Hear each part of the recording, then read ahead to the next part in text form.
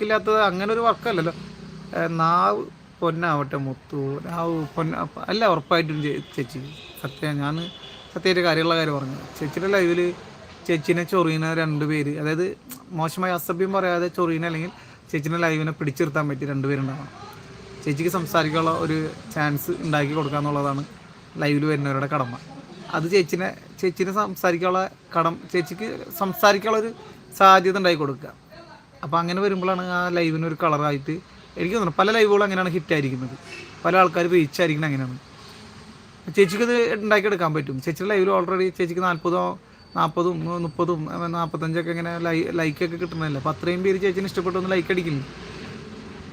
അപ്പോൾ അതിന് നമുക്ക് അവരെ കൂടുതൽ നേരം പിടിച്ചിരുത്താൻ പറ്റും. 45 ലൈക്ക് ഉണ്ടെങ്കിൽ നമുക്കൊരു 20-25 പേരെങ്കിലും ലൈവിൽ പിടിച്ചിരുത്താനുള്ള സാധ്യത ഉണ്ടാവും. ചേച്ചി ഇങ്ങനെ പറയുമ്പോൾ കാര്യങ്ങൾ ഓരോന്നിങ്ങനെ തിരിച്ചു പറയുമ്പോൾ അപ്പോൾ അവർ പറയും ഈ കാര്യങ്ങളൊന്നും എന്തിനാ ഇവിടെ സംസാരിക്കുന്നത്, എന്തിനാണ് ഇങ്ങനെ പറയുന്നത്.